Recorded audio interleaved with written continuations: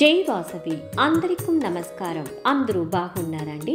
కోయంబత్తూర్ వాసవి కన్నికా పరమేశ్వరి గుడి కుంభాభిషేకం అయిన తర్వాత ఇప్పుడు మండలాభిషేకం చాలా బాగా జరుగుతూ ఉందండి.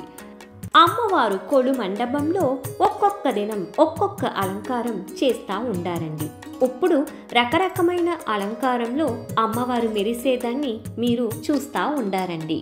అది మట్టు లేకుండా మీరు ఇది చూసిన తర్వాత ఒక సర్ప్రైజ్ కూడా మీకు కాచనుందండి.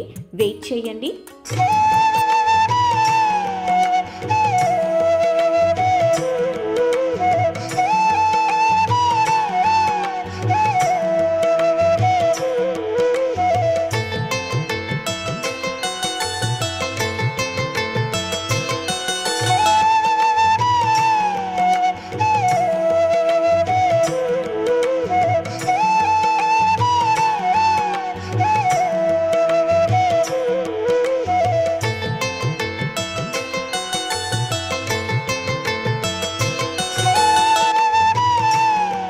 ఇప్పుడు కొంచెంసేపులోగా మీరు చూడిపోయే అలంకారం totally something special and different అలంకారం అండి.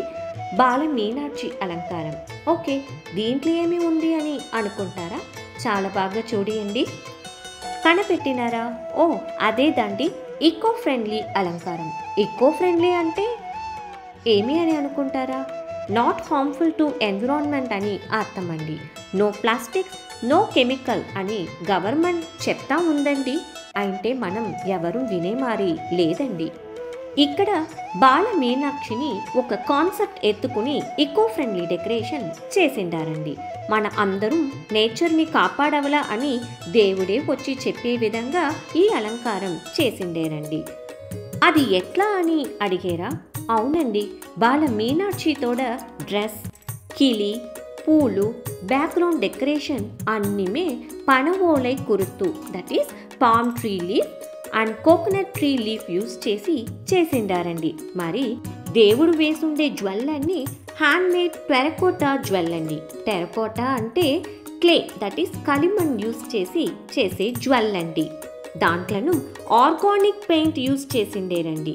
దేవుడితోడ కొండ అలంకారంలో ఉండి కాల్గెజ్జలు, నగల్లో ఉండే ముత్తు పవళాలు అన్నిమే టెరకోటాల చేసిందండి. ఈ అలంకారంలో ఉండి మనకు ఏమి అవేర్నెస్ క్రియేట్ అవుతుంది అట్లా అంటే, ఆర్టిఫిషియల్ ప్రోడక్ట్స్ లేకుండా న్యాచురల్ ప్రోడక్ట్స్ యూస్ చేసి ఆ దేవుడికి అలంకారం చేసిండేరండి. ఆ దేవుడు చాలా సంతోషం అయ్యిందండి. సో అందరూ నేచర్ని స్పాయిల్ చేయకుండా ఉండవలా అని దేవుడు మనకు చెప్పే మెసేజ్గా మనం ఎత్తుకోవలను. ఈ అద్భుతమైన అలంకారం చేసింది ఎవరు అని మీరు అందరూ తెలుసుకోవాలి కదా. కోయంబత్తూర్లో మిసెస్ రమ్య విష్ణు అనేవాళ్ళు ఈ అవేర్నెస్ని దేవుడు మూల్యంగా మనకు చెప్పి ఉండారండి. ఈ బ్యూటిఫుల్ వర్క్కు కోయంబత్తూర్ ఆర్యవైశ్య వాళ్ళు అందరం చేరి కోటి వందనాలు మిసెస్ రమ్య విష్ణుకు చెప్పుకుంటాము.